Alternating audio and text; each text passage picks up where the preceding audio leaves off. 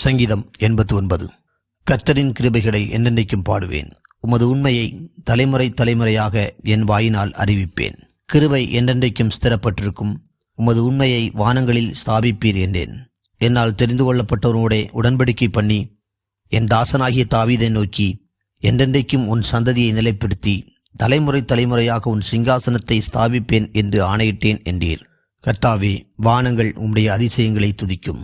பரிசுத்தவான்களின் சபையிலே உம்முடைய உண்மையும் விளங்கும். ஆகாய மண்டலத்தில் கர்த்தருக்கு நிகரானவர் யார்? பலவான்களின் புத்திரரில் கர்த்தருக்கு ஒப்பானவர் யார்? தேவன் பரிசுத்தவான்களுடைய ஆலோசனை சபையில் மிகவும் பயப்படத்தக்கவர். தம்மை சூழ்ந்திருக்கிற அனைவராலும் அஞ்சப்படத்தக்கவர்.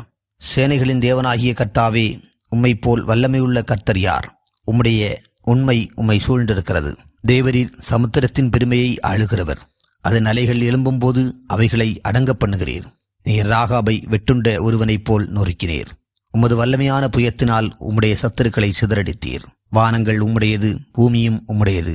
பூலோகத்தையும் அதிலுள்ள யாவையும் நீரே அஸ்திபாரப்படுத்தினீர். வடக்கையும் தெற்கையும் நீர் உண்டாக்கினீர். தாபோரும் எர்மோனும் உம்முடைய நாமம் விளங்க கெம்பீரிக்கும். உமக்கு வல்லமையுள்ள புயம் இருக்கிறது. உம்முடைய கரம் பராக்கிரமம் உள்ளது. உம்முடைய வலதுகரம் உன்னதமானது. நீதியும் நியாயமும் உம்முடைய சிங்காசனத்தின் ஆதாரம். கிருபையும் சத்தியமும் உமக்கு முன்பாக நடக்கும். கம்பீர சத்தத்தை அறியும் ஜனங்கள் பாக்கியமுள்ளவர்கள். கர்த்தாவே, அவர்கள் உம்முடைய முகத்தின் வெளிச்சத்தில் நடப்பார்கள். அவர்கள் உம்முடைய நாமத்தில் நாடோறும் கலிகூர்ந்து உம்முடைய நீதியால் உயர்ந்திருப்பார்கள். நீரே அவர்கள் பலத்தின் மகிமையாயிருக்கிறீர். உம்முடைய தயவினால் எங்கள் கொம்பு உயரும். கர்த்தரால் எங்கள் கேடகமும் இஸ்ரவேலின் பரிசுத்தரால் எங்களுடைய ராஜாவும் உண்டு. அப்பொழுது நீர் உம்முடைய பக்தனுக்கு தரிசனமாகி சகாயம் செய்யத்தக்க சக்தியை ஒரு சௌரியவான் மேல் வைத்து ஜனத்தில் தெரிந்து கொள்ளப்பட்டவனை உயர்த்தினேன். என் தாசனாகிய தாவீதை கண்டுபிடித்தேன். என் பரிசுத்த தைலத்தினால் அவனை அபிஷேகம் பண்ணினேன். என் கை அவனோடே உறுதியாயிருக்கும். என் புயம் அவனை பலப்படுத்தும்.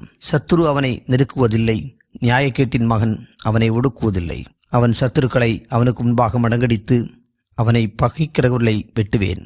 என் உண்மையும் என் கிருபையும் அவனோடு இருக்கும். என் நாமத்தினால் அவன் கொம்பு உயரும். அவன் கையை சமுத்திரத்தின் மேலும் அவன் வலதுகரத்தை ஆறுகள் மேலும் ஆளும்படி வைப்பேன். அவன் என்னை நோக்கி, நீர் என் பிதா, என் தேவன், என் இரட்சிப்பின் கன்மலை என்று சொல்லுவான். நான் அவனை எனக்கு முதற்பேரானவனும் பூமியின் ராஜாக்களை பார்க்கிலும் மகா உயர்ந்தவனுமாக்குவேன். என் கிருபையை என்றென்றைக்கும் அவனுக்காக காப்பேன். என் உடன்படிக்கை அவனுக்காக உறுதிப்படுத்தப்படும். அவன் சந்ததி என்றென்றைக்கும் நிலைத்திருக்கவும் அவன் ராஜாசனம் வானங்களுள்ள மட்டும் நிலைநிற்கவும் செய்வேன்.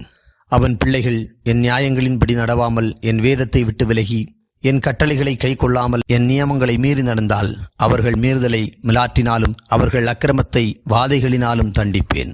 ஆனாலும் என் கிருபையை அவனை விட்டு விலக்காமலும் என் உண்மையில் பிசகாமலும் இருப்பேன். என் உடன்படிக்கையை மீறாமலும் என் உதடுகள் விளம்பினதை மாற்றாமலும் இருப்பேன்.